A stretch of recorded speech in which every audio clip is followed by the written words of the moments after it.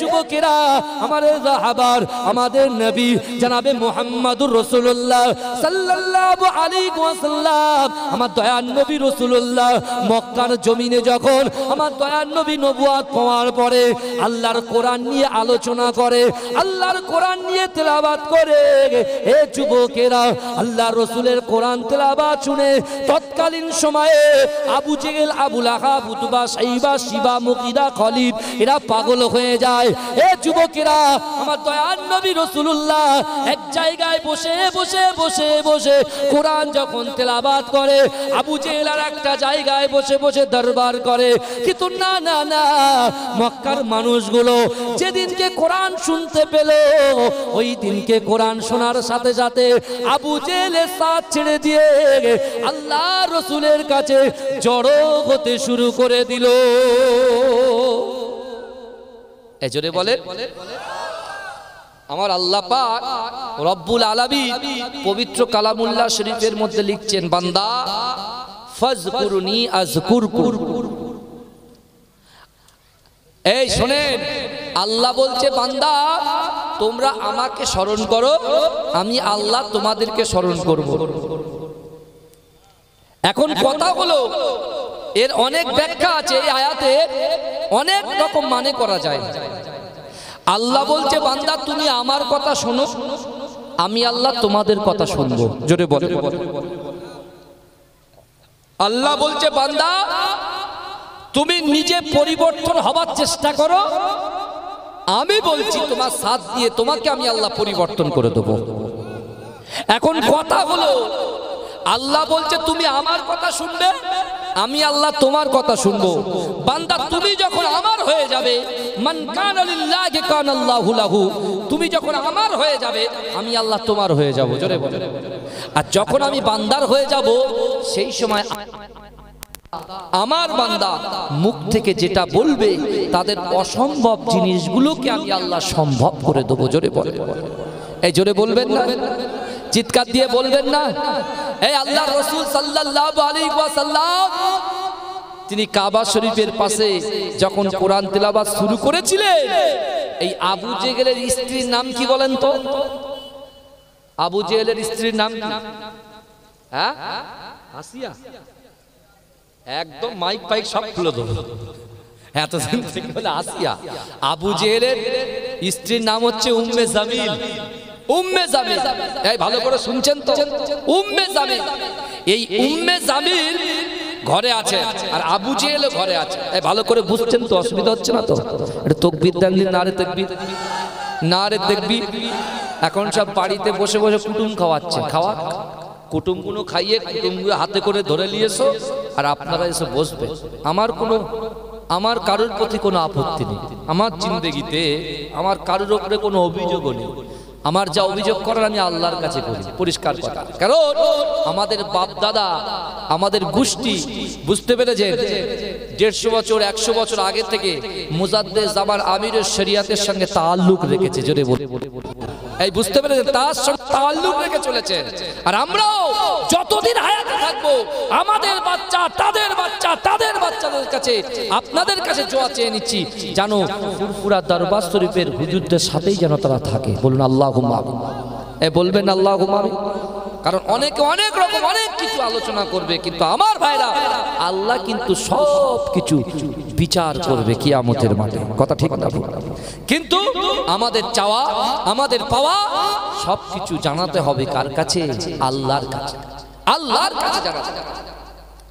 এখন বিশ্বনবী মুস্তাফাকে আল্লাহ পাক বলে, হাবিব আপনার যে কোরআন নিয়ে যাচ্ছেন, আপনি কিন্তু গোপন ভাবে ইসলাম প্রচার করবেন। আল্লাহ রাসূল কথাগুলো শুনলেন, গিয়ে গোপন করে করছে, তো গোপনটা তো আল্লাহ ফ্লাশ করে দিয়েছে। জোরে বলুন না সুবহানাল্লাহ। যখনই দিয়েছে, আবু জেহেল বলছে ঘরের ভিতরে উম্মে জামিলকে, রাত হয়ে গেছে, আল্লাহর রসুল গভীর রজনীতে কাবা শরীফের পাশে কোরআন তেলাওয়াত করবে। আর রসুলুল্লাহ এসে যে কোরআন তেলাওয়াত করেছে, আজকে বিশ্বাস করুন সেই কোরআনের প্রতি আল্লাহ যে কি মুজিজা দিয়েছেন, কি ম্যাগনেট দিয়েছে, কোরআনটাকে যে কি চম্বুক করে দিয়েছে। যদি কোনো যুবক কোরআনের সাথে বন্ধুত্ব করে, যদি কোনো নারী কোরআনের সাথে বন্ধুত্ব করে, যদি কোনো মা কোরআনের সাথে বন্ধুত্ব করে, কাল কিয়ামতের মাঠে কোরআনের ওসিলায় নাজাতের ওসিলা বানিয়ে যাবে। জোরে বলে। এখন আবু জেহেল উম্মে জামিলকে বলছে তুমি তাড়াতাড়ি ঘুমাও, ঘুমিয়ে পড়ো, ঘুমিয়ে যাও। উম্মে জামিল তো খুব চতুর মহিলা ছিলেন জানেন। সে বলছে কি ব্যাপার, জিন্দেগিতে আমার রাত্রে ঘুমাতে বলে না, আর আজকে আমাকে ঘুমাতে বলছে, কারণ কি? কারণ কি? এত চালাক মহিলা। আমার রাসূলুল্লাহকে কত আঘাত করেছে। আমার রাসূল যে রাস্তা দিয়ে হাঁটতেন, ওই রাস্তাতে সে কাঁটা বিছিয়ে দিতেন, কাঁটা। কিন্তু আমার ভাইরা ভালো করে বোঝার চেষ্টা করেন, বিশ্বনবী রাসূলুল্লাহ যখন কোরআন তেলাওয়াত শুরু করে দিয়েছে, মক্কার তাবর তাবর নেতারা কাফেররা সবাই চুপি চুপি গোপন গোপন ভাবে গিয়ে যে যা সাইড চয়ন করে, সাইড ভালো করে রেখে দিয়ে তারা কোরআন শুনতে শুরু করেছে। আর এদিকে আবু জেহেল ছটফট করছে যে স্ত্রীকে ঘুম পাড়াবে, বলছে ঘুমিয়ে যাও। উম্মে জামিল বলছে তাড়া, আমি আজকে ঘুমের ভান করব, ঘুমের ভান করব। আর দেখে আমার স্বামী আবু জেহেল যাই কি করে আমি শুনব। তো এখন উম্মে জামিল ঘুমের ভান করে আছে, উম্মে জামিল ঘুমের ভান করে আছে। আর আবু জেহেল কি করেছে, কম্বলটা নিয়েছে, কম্বলটা নিয়ে এমন করে সে যখন বেরিয়ে যাবে, পিছন থেকে উম্মে জামিল তার স্বামীর হাতটা ধরে বলছে দাঁড়া, কোথায় যাচ্ছ, কার কাছে যাচ্ছ, আমার হিসেব দাও। ধরা পড়ে গেছে, এই ধরা পড়ে গেছে।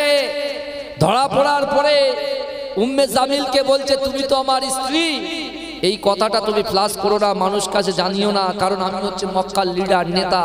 যদি আমার গোপনে দুর্বলতার জিনিস জেনে যায়, কেউ আমাকে আর নেতা বলে মানবে না। তুমি আমার স্ত্রী, তোমার সঙ্গে আমি শেয়ার করছি, বলছি। বলে কি? বলে শোনো না, আব্দুল্লাহর বেটা মুহাম্মদ, মানুষগুলোকে বলছি মুহাম্মাদের কাছে যাবে না, ওর পাশে যাবে না, ওর দিকে নজর রাখবে না। হ্যাঁ, ও যে কোরআন পড়ছে, ও কবি হয়ে গেছে, শায়ের পড়ছে, শের পড়ছে, নানান রকম জিনিস বলে যে চক্রান্ত করছি, মানুষকে মুহাম্মদ থেকে দূরে সরিয়ে দিচ্ছি। কিন্তু ওই কোরআন তো আমি শুনেছি উম্মে জামিল রে, আমি ছটফট করছি এই কারণে।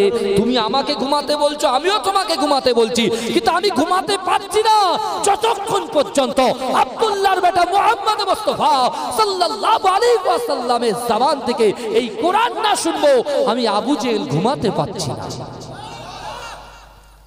তখন উম্মে জামিল বলছে যে আমারও তো সেই একই অবস্থা, আপনি তো আমার স্বামী, আমি তো আপনাকে ভয়ে বলতে পারি না, যদি আপনি পাচ্ছে আমাকে আঘাত করেন। আরে আমারও তো সেই একই অবস্থা। বলে তুই একটা কম বললে চল, একসাথে যাই। আমার ভাই জানেরা, এ নবী পাকের উম্মত উম্মতিরা, এ নবী দেওয়ানারা, একটু ভালো করে বোঝার চেষ্টা করেন। আল্লাহর রাসূল সাল্লাল্লাহু আলাইহি ওয়াসাল্লাম মক্কার পাশে কোরআন যখন তেলাওয়াত শুরু করলেন, এ যুবকেরা, আবু জেহেল কোরআন শুনলো কিন্তু হেদায়েত পেল না। আবু লাহাব কোরআন শুনলো, হেদায়েত পেল না। আবু সুফিয়ান কোরআন শুনলো, হেদায়েত পেল না। উতবা কোরআন শুনলো, হেদায়েত পেল না। সেইবা এমন করে কোরআন তেলাওয়াত শুনলো, হেদায়েত পেল না। কিন্তু না না না, এ যুবকেরা, হে নবী পাকের উম্মত উম্মতিরা, সিদ্দিক আকবর হযরত আবু বকর সিদ্দিক রাদিয়াল্লাহু তাআলা আনহু রাস্তা দিয়ে হেঁটে হেঁটে যায়। আমার দয়ার নবী রাসূলুল্লাহকে আল্লাহ যখন নবুয়ত দিলেন, এ যুবকেরা, ওই নবুয়ত পাওয়ার পরে মক্কার পাশ দিয়ে হেঁটে হেঁটে যখন যায়, আমার রাসূলুল্লাহর ভিতর থেকে এত নূর চমকায়, সে আর সহ্য করতে না পেরে আল্লাহ রাসূলের সামনে হাজির হয়ে যায়। আমার দয়ার নবী রাসূলুল্লাহ সাল্লাল্লাহু আলাইহি ওয়াসাল্লাম যখন কোরআন তেলাওয়াত করে, এ যুবকেরা, ভাইয়েরা, বোনেরা, একটু ভালো করে বোঝার চেষ্টা করে। ওই আবু বকর আল্লাহর রাসূলের হাতে কোরআন শুনে, আল্লাহর রাসূলের সামনে কোরআন শুনে, আল্লাহর রাসূলের হাতে হাত দিয়ে কলেমা পড়ে মুসলমান হয়ে গিয়েছিলেন। এ যুবকেরা, ওই কোরআন আজান শুনে হযরত ওমর ফারুক রাদিয়াল্লাহু তাআলা আনহু আল্লাহর রাসূলের হাতে হাত দিয়ে কালেমা পড়ে মুসলমান হয়েছিলেন। কিন্তু এই যুবকেরা, এই নবী পাকের উম্মতিরা বর্তমান যুব সন্ধি করে আজকে আমাদের যুবকেরা বড় বড় অ্যান্ড্রয়েড সেট চলে এসেছে, যাদের সঙ্গে ফেসবুকের সম্পর্ক, তাদের সঙ্গে ইউটিউবের সম্পর্ক, তাদের সঙ্গে হোয়াটসঅ্যাপের সম্পর্ক, তাদের সামনে এমন করে গালাত গালাত পিকচার ভিডিও সম্পর্ক। কিন্তু এই যুবকেরা, আপনি কি জানেন আজকে যদি আমরা শরিয়াত থেকে দূরে সরে যাই, আজকে যদি আমরা এমন করে নামাজ থেকে দূরে সরে যাই, আজকে যদি আমরা পিতামাতার মহব্বত থেকে দূরে সরে যাই, স্ত্রীর হক স্বামীর হক থেকে দূরে সরে যায়, এ যুবকেরা আমাদের কাছে আল্লাহ পাক বড় বড় আযাব প্রেরণ করবে। আল্লাহ আমাদেরকে বড় বড় রোগে রোগান্বিত করে দেবে। এ যুবকেরা, এ নবী পাকের উম্মতিরা, হয়তো আপনার কাছে অর্থ থাকতে পারে, হয়তো আপনি বুক চিতিয়ে আপনার বন্ধুকে বলছেন, আমার বন্ধুরে আমার ব্যাংকে 2 কোটি টাকা আছে, যা হবে দেখা যাবে। কিন্তু এ যুবকেরা, আপনি নামাজ পড়েন না, রোজা রাখেন না, যাকাত দেন না, ফিতরা দেন না, আল্লাহর রাসূলকে মুহাব্বত করেন না, আপনার গ্রামবাসী পাড়াবাসীকে ভালোবাসেন না। এ যুবকেরা, বিশ্বাস করো ওই টাকা থেকে তোমার কোনো লাভ হবে না, কারণ আমার আল্লাহ পাক রব্বুল আলামিন নিজে রোগ দেন, আবার নিজেই রোগটাকে সারিয়ে দেন। এই জোরে বলেন, এই রোগ কি ডাক্তার সারায়? কথা বলেন না। এই লোক কি মেডিসিন সারায়? কথা বলেন। বলে আমার 2 কোটি 5 कोटी 10 कोटी 20 कोटी टाका আছে, अरे जो भी होगा बाद में देखा जाएगा, अभी दुनिया में करना है, एंजॉय करना है और जाना है। বুঝতে পারছেন না? এখন তো এনজয় করার টাইম। ভাইজান, দুনিয়াতে সবথেকে বড় সমস্যা কোথায় জানেন? সমস্যা কি নিয়ে জানেন? সমস্যা হচ্ছে চেয়ার নিয়ে। এই চেয়ার করে আবু জেহেল সে ঈমানের স্বাদ পায়নি, আর আজকে আমরা চেয়ারের পিছনে ছুটছি। কথা ঠিক না? চেয়ার, এই চেয়ারের জন্য আবু লাহাব আর ঈমানের স্বাদ পায়নি। আর আজকে আমরা মুসলমান, আল্লাহ তো আমাদেরকে নবী নূহ নবীর উম্মত করতে পারতেন, জাকারিয়া নবীর উম্মত করতে পারতেন, হুদ নবীর উম্মত করতে পারতেন, ইয়াহইয়া নবীর উম্মত করতে পারতেন, উযাইর আলাইহিস সালাতু ওয়াস সালামের উম্মত করতে পারতেন। তা আপনি বুঝতে পারছেন না? আপনি আব্বুকে বলেছেন, আব্বু আমার জন্য 1টা জামা আনবেন, আর আব্বু আপনার জন্য 10টা জামা আনবে।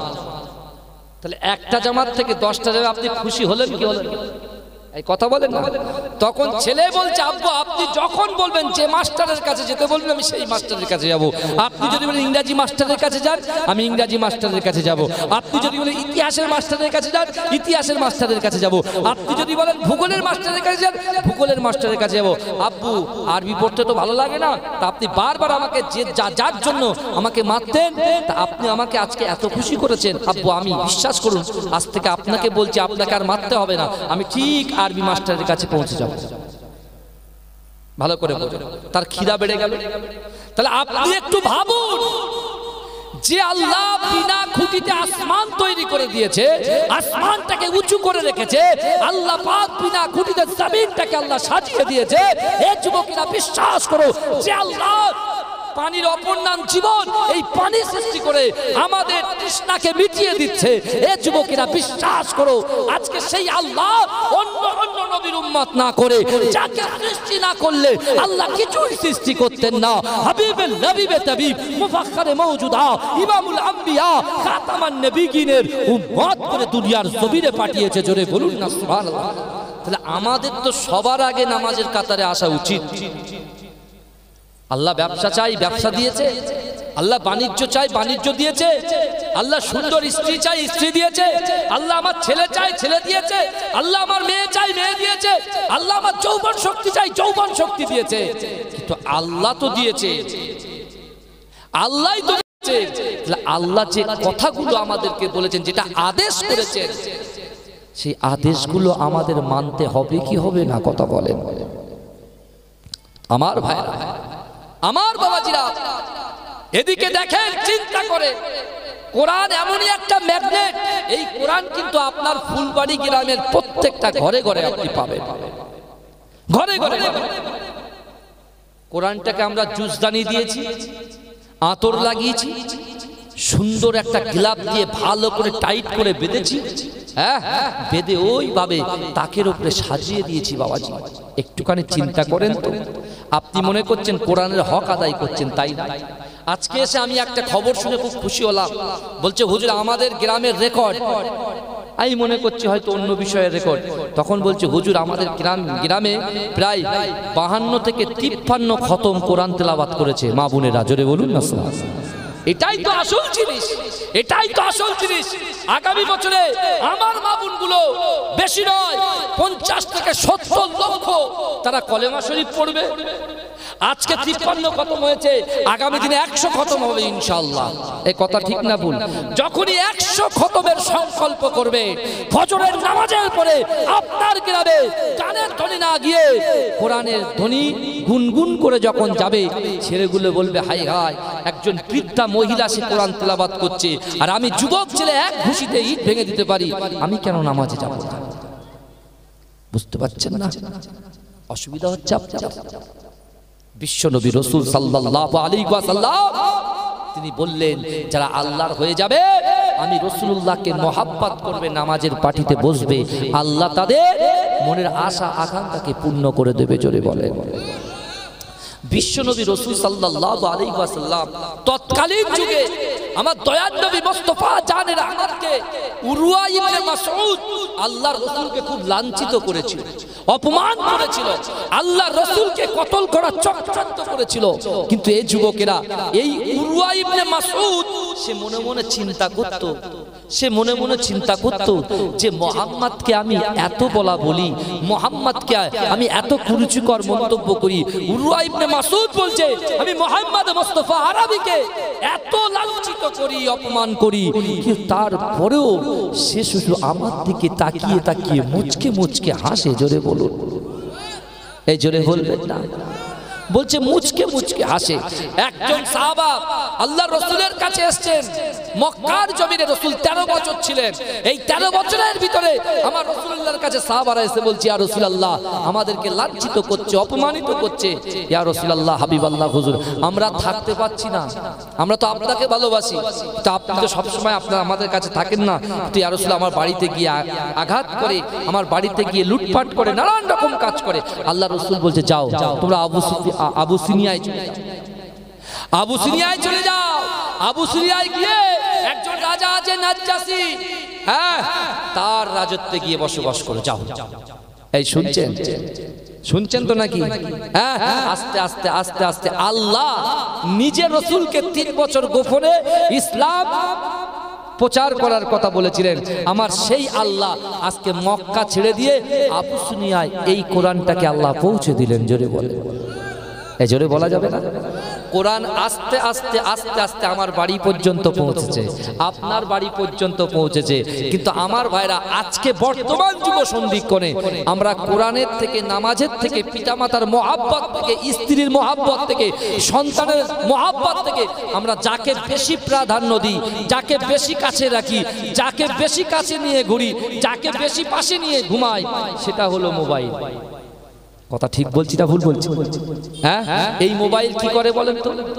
আপনার ছেলে বলে গেল আব্বু আমি মুর্শিদাবাদ যাচ্ছি, এই শুনছেন, আমি মুর্শিদাবাদ যাচ্ছি।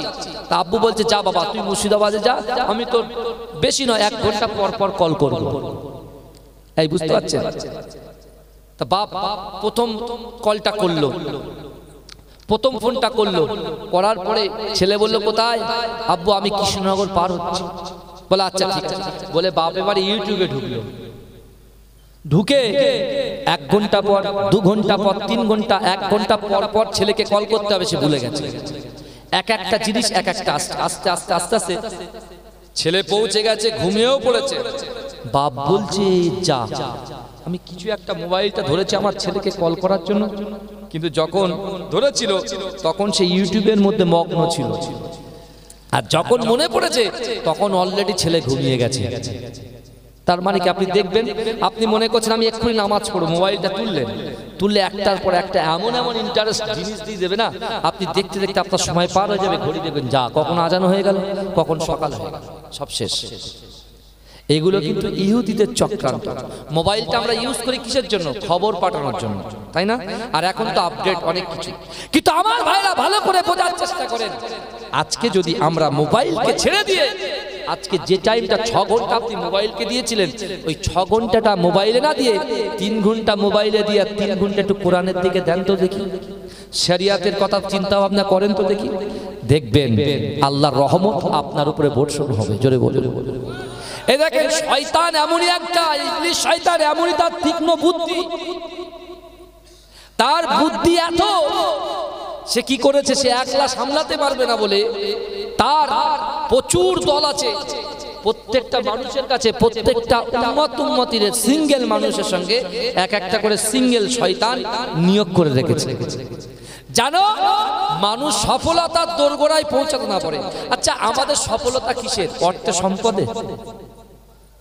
আমাদের সফলতা কিন্তু কাল কিয়ামতের মাঠে আল্লাহর হাতে তারাজ্জু থাকবে, মিজানের পাল্লায় উত্তীর্ণ হয়ে রাসূলুল্লাহ সাফাত পেয়ে রাসূলুল্লাহর হাত ধরে আমরা দয়ার জান্নাতে যাব, তাহলে আমরা পাবো সফলতা। কথা ঠিক না ভুল?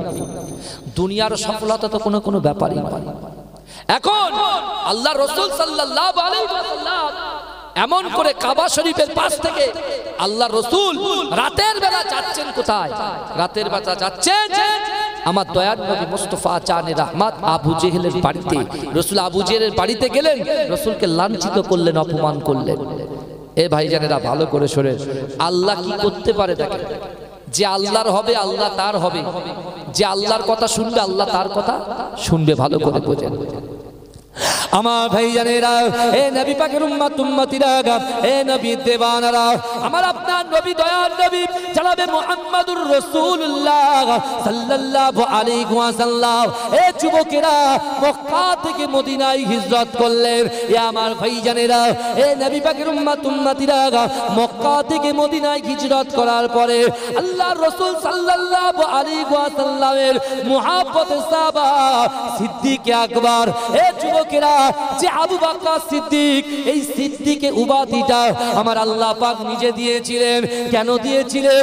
যেদিনকে মক্কার জমিনে আল্লাহর রাসূল সর্বপ্রথমে আল্লাহ পাক আমার দয়ার নবীকে যখন মেরাজের রজনীতে ডেকেছিলেন, এ যুবকেরা, ওই মেরাজের রজনীতে আমার বিশ্ব নবী রাসূলুল্লাহ আল্লাহর সঙ্গে সাক্ষাৎ করলেন। এ যুবকেরা, আল্লাহ জান্নাত দেখলেন, জাহান্নাম দেখলেন। বিশ্ব নবী রাসূলুল্লাহ সাল্লাল্লাহু আলাইহি ওয়াসাল্লাম আল্লাহর কাবা ঘর থেকে বাইতুল মুকাদ্দাসে গিয়েছিলেন। এ যুবকেরা, আল্লাহর কোরআন বলছে সুবহানাল্লাযী আসরা বিআবদিহি লাইলাম মিনাল মাসজিদিল হারাম ইলাল মাসজিদিল আকসা।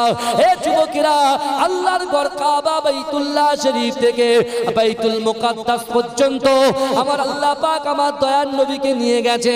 এ যুবকেরা, ওই বাইতুল মুকাদ্দাস থেকে শুরু করে আমার আল্লাহ পাক আমার দয়ার নবীকে সপ্তম আসমান ভেদ করে আল্লাহ সামনাসামনি সাক্ষাৎ করিয়ে আল্লাহ জাহান্নাম জান্নাত দেখিয়ে আল্লাহ পাক আমার দয়ার নবীকে 5 ওয়াক্তের নামাজ উপঢৌকন দিয়ে আমার আল্লাহ পাক আমার দয়ার নবী মুস্তাফা রাসূল পাককে আমার আল্লাহ পাক কাবা শরীফে পৌঁছেছিলেন। কিন্তু এই যুবকেরা, ওই কাবা শরীফে রাসূল যখন পৌঁছায়, সেই সময়টা ছিল সুবে সাদেক। ওই সুবে সাদেকের সময় আমার দয়ার নবী ফজরের 2 রাকাত ফরজ নামাজ আদায় করেছে। এমন তো অবস্থায় বিশ্ব নবী রাসূলুল্লাহ সাল্লাল্লাহু আলাইহি ওয়াসাল্লাম নামাজে পাঠিতে আল্লাহর কাছে দোয়া চেয়েছেন, আল্লাহ পাক না না না, এই দুনিয়ার জমিনে ইসলাম প্রচার করতে যে আমি যে বাধা প্রদান করছে, আমি যে আমার পথে যে বাধা প্রদান আসছে, বাধা সৃষ্টি করছে, আল্লাহ আমি রাসূলুল্লাহ জানিয়ে দিলাম, আপনি 2 জন ওমরকে হেদায়েত দিন। 2 জন ওমরের মধ্যে একজন ওমরকে আমি রাসূলুল্লাহর সান্নিধ্যে এনে দিন। এ যুবকেরা, এ নবী পাকের উম্মতিরা, আমার দয়ার নবীর এই কথা শুনে আমার আল্লাহ পাক আমার দয়ার নবীর দোয়াটাকে কবুল করে ওমর ইবনুল খাত্তাবকে আমার আল্লাহ পাক কবুল করে নিয়ে আমার দয়ার নবীর কদমে ঝুঁকিয়ে দিয়েছিলেন। কদমে ঝুঁকিয়ে দিয়েছিলেন। ওমর রাসূলকে মারতে যে অনেক ঘটনা আপনারা শুনেছেন, ইউটিউব তো মাশাআল্লাহ বসে আছে অনেক, সব ঘটনা আছে এর ভিতরে। কিন্তু আমার বাবাজিরা ভালো করে শুনেন, আল্লাহর যে হয়ে যাবে আর রাসূলুল্লাহকে যার জীবনের থেকে বেশি মোহাব্বত করবে, অসম্ভব জিনিসকে আল্লাহ সম্ভব করে দেখাবে। জোরে বলুন না সুবহানাল্লাহ। এই দলিল ইনশাআল্লাহ দিয়ে যাবে। আল্লাহ কোরআনে বলছে, বান্দা আহাসিবান নাস ওয়া ইতরাকু আইয়াকুলু আমান্না। আল্লাহ বলছে, বান্দা তোমরা যারা ঈমান এনেছো, তোমরা কি মনে করো আমি আল্লাহ তোমাদেরকে ছেড়ে দেব? অহুম লা ইফতানুন, আমি আল্লাহ কি তোমাদের পরীক্ষা করব না? এই শুনছেন, আল্লাহ বলছে আমি পরীক্ষা করব না। আল্লাহ সকল মানুষকে পরীক্ষা করেছিল, আল্লাহ নবীদেরকে পরীক্ষা করেছিল, আল্লাহ সাহাবাদেরকে পরীক্ষা করেছিল। আর আমাদের মৃত্যুর আগ পর্যন্ত আমাদেরও কিন্তু পদে পদে পরীক্ষা হবে, বোঝা যাচ্ছে? আল্লাহ অর্থ দিয়ে পরীক্ষা করবে, সম্মান দিয়ে পরীক্ষা করবে, ইজ্জত দিয়ে পরীক্ষা করবে, যৌবন দিয়ে পরীক্ষা করবে, সন্তান দিয়ে পরীক্ষা করবে, স্ত্রীকে দিয়ে পরীক্ষা করবে, আপনার কন্যা সন্তানকে দিয়ে পরীক্ষা করবে। এই শুনছেন আপনারা? আল্লাহ পাক হযরত আবু বকর সিদ্দিক রাদিয়াল্লাহু তাআলা আনহু যেদিনকে আবু জেহেল আল্লাহর রাসূলের তলে যোগ দিয়েছিলেন, আবু জেহেলের দিলে কিন্তু বিশাল আঘাত লেগেছিল। আর ও সদা সর্বদাই চিন্তা করছে, ওর ভাবনা এটাই যে কখন আমি আবু বকরকে রাসূলুল্লাহ থেকে দূরে সরাবো, ওমরকে রাসূলুল্লাহ থেকে দূরে সরাবো, আলীকে রাসূলুল্লাহ থেকে দূরে সরাবো। কিন্তু ভাইজান আমরা তো নিয়ত করি কিরকম, যে আল্লাহ আজকে তওবা করছি, কাল থেকে আর মদ খাবো না। রাস্তা দিয়ে যাচ্ছে একজন মদখোর টলছে, ওর নেশা লেগে গেছে, আল্লাহ আমি আর জিনা করব না।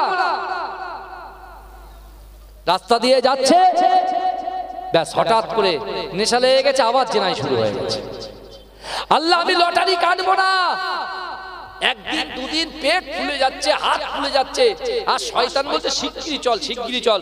আর ও বলছে না, কোরআন শুনেছি, আল্লাহ বলছে বান্দা তুই যেদিকে তাকাস সেদিকে আমি আল্লাহ থাকি। অর্থাৎ আমি যদি ওখানে যাই, ওখানে আমার আল্লাহ আছে, আর আল্লাহই তো বিচার করছে। এই শুনছেন? ওই জন্য তো আল্লাহ কোরআনে বলছেন তার বান্দাকে, এ বান্দা ইয়া আইয়ুহাল্লাযীনা আমানুত্তাকুল্লাহ, বান্দা আমি আল্লাহ, আমাকে ভয় করো। যে যুবকের অন্তরের ভিতরে, কলিজার ভিতরে আল্লাহর ভয় চলে আসবে, সে কখনো খারাপ জিনিসের আশেপাশে তো দূরের কথা, তার ছায়া মারাবে না। শুনছেন? আমরা তো তওবা করি সেই রকম তওবা। বাপের বলি আল্লাহর কিরে আব্বা, বলি আল্লাহর কিরে বকর থেকে পয়সা চুরি করব না। যখনও দেখতে পাচ্ছে বাস ভাড়াতে এত লাগবে, বন্ধুরা যাচ্ছে ঘুরতে, কোথায় যাচ্ছে ঝড়খালি, কোথায় যাচ্ছে সুন্দরবন, ও তখন বাপ যেই ঘুমাচ্ছে ও দেখছে নাড়িয়ে নাড়িয়ে পকেট থেকে পয়সা চুরি করলে চলে যাচ্ছে। কি তওবা হলো, কি তওবা হলো! এ যুবকেরা বিশ্বাস করে তওবা করেছিল, মালিক ইবনে সিনান তওবা করেছিল। এই পরে আসছি, কিন্তু আমার বাবাজিরা আমার কথাগুলো কি আপনাদের খারাপ লাগছে? একটু দরুদ শরীফ পড়ুন, আল্লাহুম্মা সাল্লি আলা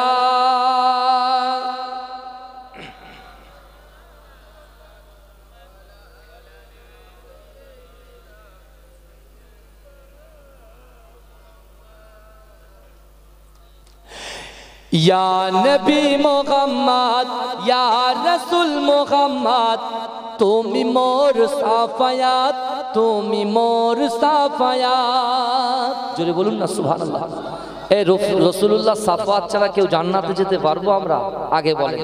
যদি বলেন হুজুর আমি কত জিকির করেছি, কত রোজা করেছি, কত আমি ইবাদত করেছি, আমি আমার ইবাদতে জান্নাতে যাব, অত সহজ নয়। আল্লাহ সেইভাবে পৃথিবীটা সৃষ্টি করেছে আর সেইভাবে সিস্টেম করে রেখেছে যে না, আল্লাহ বলছেন বান্দা কুল ইন কুনতুম তুহিব্বুনাল্লাহ ফাত্তাবিউনি ইউহিব্বুকুমুল্লাহ। আল্লাহ বলছে হাবিব আপনি বলুন, আমি আল্লাহকে যারা ভালোবাসতে চায়, ইত্তেবা করতে চায়, আমাকে ভালোবাসার আগে যারা আপনাকে ভালোবাসে।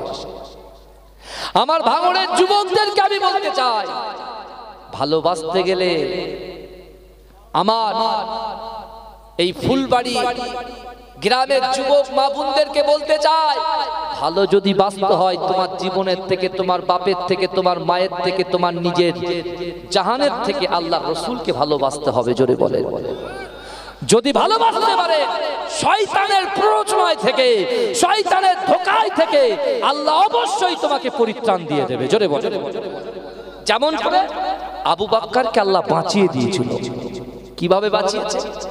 রসুল মেরাজ থেকে এসেছে, আর রসুল 2 রাকাত নামাজ আদায় করে বিশ্বনবী মুস্তাফা জানে রহমত এমন করে যখন বসে আছেন, উম্মতের কান্নায় ব্যথিত হয়ে যখন ক্রন্দন করছেন, আবু জেহেল দাঁড়িয়ে বলছে, মোহাম্মদ কি ব্যাপার বলো তো দেখি, তুমি গত কদিন আগে আমার বাড়িতে দিন প্রচার করতে গিয়েছো, তখন যত না তোমার গায়ের থেকে নূর চমকাচ্ছিল, এখন দেখতে পাচ্ছি তার থেকে হাজার হাজার হাজার হাজার গুণ বেশি তোমার নূর চমকাচ্ছে, তোমার গায়ের থেকে উজ্জ্বল বার হচ্ছে। জোরে বলে। আল্লাহ রসুল বলেছিল, আমি আল্লাহর কাছে দোয়া চেয়েছিলাম যে আল্লাহ 2 জন অমরকে যে কোনো একজনকে আল্লাহ আপনি আমার সান্নিধ্যে আনেন। আর অর্থাৎ আবু জেহেলের কথা বলছে, আর আবু জেহেলের নাম ছিল ওমর ইবনুল হিসাম। বুঝতে পারছেন? উনি মনে মনে চিন্তা করছেন, এই একটা সুযোগ আমি দিনের দাওয়াত দিয়ে দিই। ইয়া মা ভাইজানেরা, হে নবী পাকের উম্মত উম্মতিরা, হে নবী পাকের দিমানারা, ইমামে আযম আবু হানিফা রাহমাতুল্লাহ আলাইহি চোখ দিয়ে পানি পড়ে বাদশার সামনে ওই নাস্তিককে বলল, তুমি বলো তো দেখি, তুমি আমাকে বললো মূর্খ, তুমি আমাকে বললে পাগল, এখন তুমি বলো পাগলকে? আল্লাহ পাক রব্বুল আলামিনের এত পাওয়ার, আমার আল্লাহ পাক রব্বুল আলামিনের এত ক্ষমতা, তুমি এখনই বিশ্বাস করলে মানুষ ছাড়া কোনো কিছু নিয়ন্ত্রণ হয় না, কিন্তু তুমি কি জানো ওই মানুষগুলোকে নিয়ন্ত্রণ করে আমার আল্লাহ পাক। এ যুবকেরা, এ নবী পাকের উম্মত উম্মতিরা, ওই নাস্তিকার একটাও কথা বলতে পারে না, এমন করে রাজার দরবার থেকে বেরিয়ে যায়। কিন্তু এ যুবকেরা, এ নবী পাকের উম্মত উম্মতিরা, দুনিয়ার জমিনে যা কিছু আমরা করি, দুনিয়ার জমিনে আমরা যার ভিতরে লিপ্ত আছি, সব কিছু আমার আল্লাহ অবগত আছে। এ আমাদের খালিক, আমাদের মালিক, আমার আল্লাহ আছে। যদি বলুন না সুবহান। শুধু তাই নয়, আল্লাহ কোরআনে বলছে, বান্দা ওয়াহুয়া মাকুম আইনামা কুনতুম, বান্দা তোমরা যেখানে আমি আল্লাহ সেখানে। জোরে বলুন না সুবহান। আমরা যে ডান দিকে তাকাই আল্লাহ আছে, বাঁ দিকে তাকাই আল্লাহ আছে, ডান দিকে তাকাই, সামনে তাকাই, পিছনে তাকাই, আল্লাহ আছে, এটাও আল্লাহ কোরআনে বলে দিয়েছে। জোরে বলুন না সুবহান। কিন্তু আমার ভাইরা, রাজা কি করেছে? তৎকালীন সময়ে রাজা বলছে তার সাগরেদকে বলে, চলে যাও দজলা নদীর তীরে যুগ শ্রেষ্ঠ ইমাম, ইমামে আজম আবু হানিফা রহমাতুল্লাহ আলাইহিকে একটু খবর দাও যে রাজার দরবারে আপনাকে ডাক পড়েছে, এক নাস্তিককে, তাকে তার জবাব দিতে হবে। ভাই যা দেখবেন অনেক সময় আজকে আমরা মুজাদ্দিদ জামান আমিরের শরিয়াত আলা হযরত দাদা হুজুর পীর কেবলা রাহমাতুল্লাহ আলাইহি তার রেখে যাওয়া মত পথের উপরে আমরা সকলে আছি। কথা ঠিক না ভুল? কথা বলেন না। তা মুজাদ্দিদ জামান দাদা হুজুর পীর কেবলা নকল করেছেন কাছ থেকে? আপনি যদি এই পর যদি উপরের দিকে উঠতে থাকেন, আপনি পেয়ে যাবেন বিশ্বনবী মুস্তাফা থেকে। জোরে বলুন না সুবহান। কিন্তু আমার ভাইরা, বর্তমান সময় আমাদের উচিত, যারা আমরা নানান রকম প্রবলেম খাড়া করতে চাইছি, মুসলমানদের ভিতরে একটা বিভাজন সৃষ্টি করার যে চক্রান্ত আমাদের ভিতরে চালানো হচ্ছে, আমি আজকে আপনাদের পীরের আওলাদ হিসেবে বলে যাই, বিশ্বাস করুন সব চক্রান্তে আপনারা পা দেবেন না। যদি বলেন কেন? কারণ হলো একটাই, যারা জাননেওয়ালা ব্যক্তি আপনারা তাদের কাছেই যাবেন, তাদের কাছেই শুনবেন, তাদের সান্নিধ্যে বসে এই প্রবলেমগুলো সলভ করে নেবেন।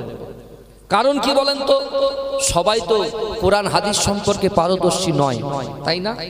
কথা বলেন না। শুধু মাথায় টুপি আছে, মুখে বিশাল দাড়ি আছে, জুব্বা আছে, আপনি মনে করছেন এই হচ্ছে সব থেকে বড় আলেম, অথচ তার কাছে গিয়ে আপনি বলবেন, ভাই আপনি কি করেন? বলে, হুজুর আমি ভ্যান চালাই। ভ্যান চালায়, যারা পরিশ্রম করে তাদেরকে আমি রেসপেক্ট করি, সম্মান করি। কারণ একজন ভ্যান চালক তারও সম্মান আছে, একজন গাড়ি চালক তারও সম্মান আছে। এ যুবকেরা বিশ্বাস করো, যারা চাষাবাদ করে তাদের সম্মান আছে। কারণ আমরা দুনিয়াতে সম্মান সঞ্চয়ের জন্য তার পিছনে ছুটছি। সম্মান সঞ্চয়ের জন্য ছুটছি। যদি বলেন কেন, লোক আমাকে বড় বলবে, আমি হাইফাই হব, বিশাল বড় জায়গায় চলে যাব, হ্যাঁ, আর আপনার ওই সম্মানের পাওয়ার আশায় আপনার মানুষত্ব সব আস্তে আস্তে বিলুপ্ত হয়ে যাচ্ছে। আপনি কি ছিলেন, আর এই সম্মানের পিছনে ছুটতে ছুটতে আপনি কোথায় এসে দাঁড়িয়ে গেছেন, এটা আপনি কোশ্চিনকালে বুঝতে পারবেন না। কারণ আমার আল্লাহর কোরআন ভালো করে পড়ে দেখেন, আল্লাহর কোরআন বলছে, বান্দা তোরা সম্মানের পিছনে ছুটছিস তাই না, কিন্তু আমি আল্লাহ পাক রব্বুল আলামিন তোমাদেরকে ইজ্জত সম্মান তো দিয়েছি। আমি আল্লাহ কোরআনে বলেছি, বিসমিল্লাহির রহমানির রহিম, ওয়ালাকাদ কাররামনা বানি আদম। আমি আল্লাহ পাক বানি আদম সন্তানকে ইজ্জত দিয়েছি, সম্মান দিয়েছি। জোরে বলুন, আল্লাহ আমাদেরকে সম্মানিত করেছেন। জোরে বলবেন না? একটা নিম্ন শ্রেণীর ব্যক্তি যে দিন আনে দিন খায়, নুন আনতে পান্তা ফিরয়, এরকম ব্যক্তিকে আমরা পিছনের সারিতে বসিয়ে দিই, কিন্তু আমার আল্লাহর কাছে সে সম্মানিত। এ যুবকেরা বিশ্বাস করে কেন, আল্লাহ তার বান্দাকে ভালোবাসে। জোরে বলুন না সুবহানাল্লাহ।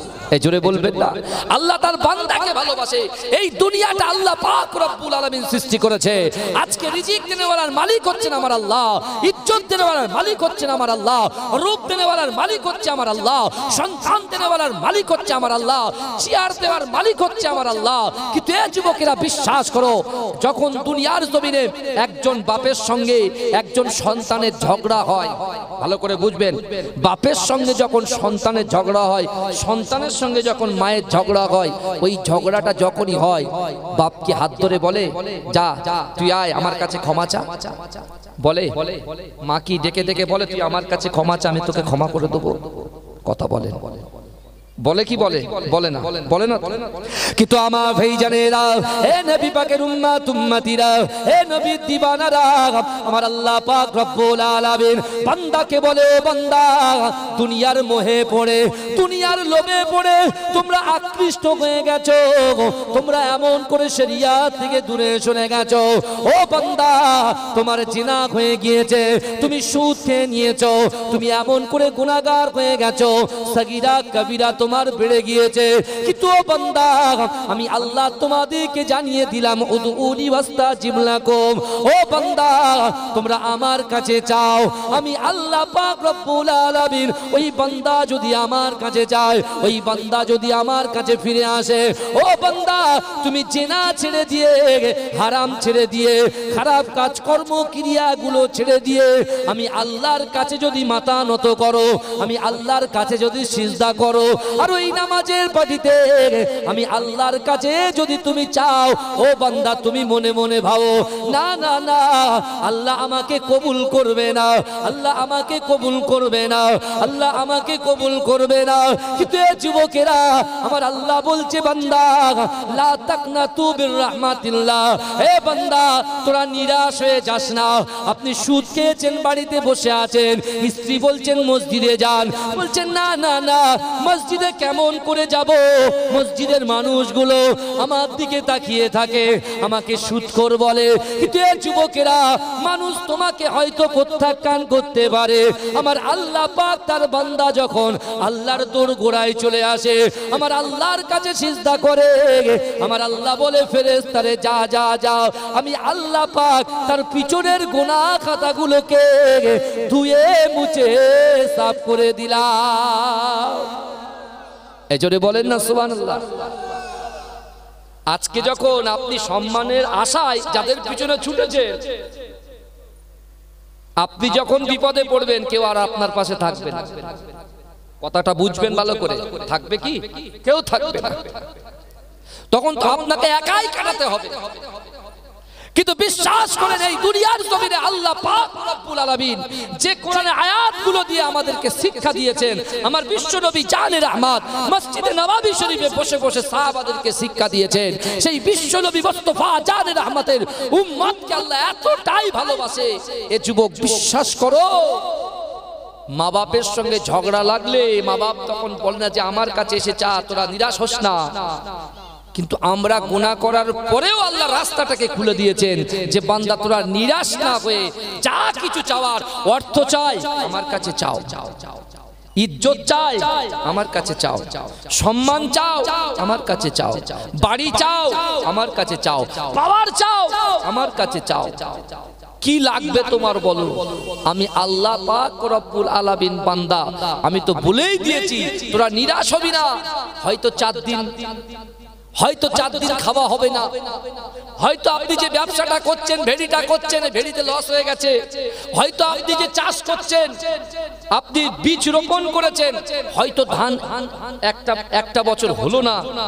আল্লাহ বলছেন তোদের হয়তো ক্ষতি হয়েছে, কিন্তু তোরা নিরাশ হোস না, কারণ আমি আল্লাহ তো সব কিছু সৃষ্টি করনেওয়ালা। জোরে বলুন।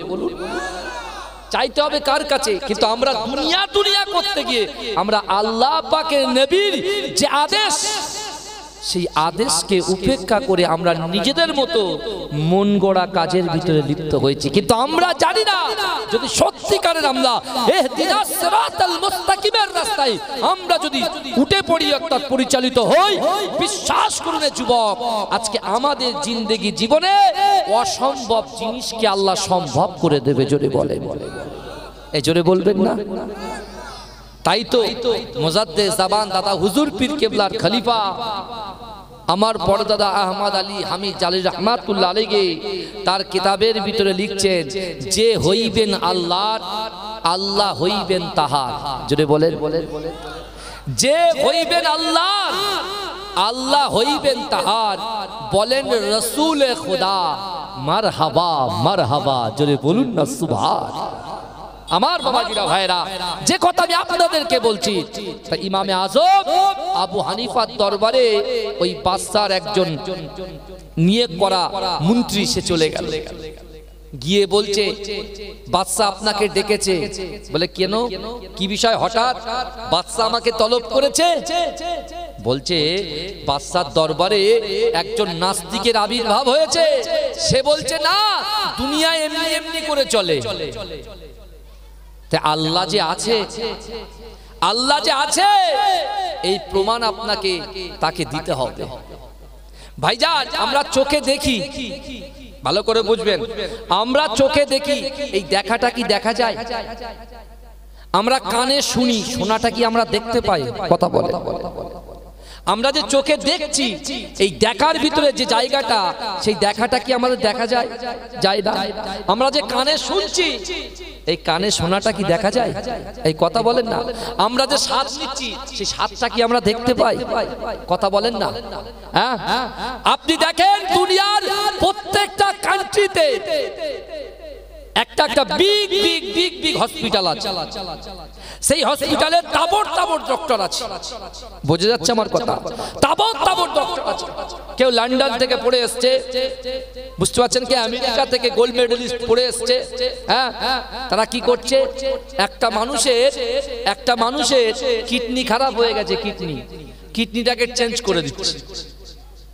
হৃৎপিণ্ডটা খারাপ হয়ে যাচ্ছে, সেটাকেও চেঞ্জ করে দিচ্ছে। চোখ খারাপ হয়ে যায়, চোখটাকে চেঞ্জ করে দিচ্ছে। কিন্তু আমাদের বডির ভিতরে যে রুট আছে, এই রুট আছে বলে আমরা হাত তুলছি, হাত নামাচ্ছি, কথা বলছি, ইশারা করছি, বুঝতে পারছি। এখন আপনি বলুন, ওই রুহ যদি বেরিয়ে যায়, আমরা হাত পা নাড়াতে পারবো? এই কথা বলেন, পারবো? আমার যুবক ভাইরা বলেন, পারবো? পারবো না। এখন কথা হলো, যে রুহটা আছে আমাদের শরীরের ভিতরে, ওই রুহটা কি আমরা দেখতে পাই? এই কথা বলেন না। রুহটা তো আমরা দেখতে পাই না। আপনি পৃথিবীর জমিনে যে কোনো কান্ট্রি আছে, আপনি ইংল্যান্ড, হল্যান্ড, সুইজারল্যান্ড থেকে শুরু করে পৃথিবীতে যত কান্ট্রি আছে, আর যত কান্ট্রি যতটা ডক্টর আছে, আমি বলছি শোনেন, আপনি কিডনি পরিবর্তন করতে পারছেন, আপনি হৃৎপিণ্ড পরিবর্তন করতে পারছেন, আপনি চোখ পরিবর্তন করে দিতে পারছেন। একটা মানুষ যখন ইন্তেকাল করবে, রুহটাকে ঢুকিয়ে দিতে পারবেন? পারবে? পারবে না। রুহ চলে গেল তো সব শেষ।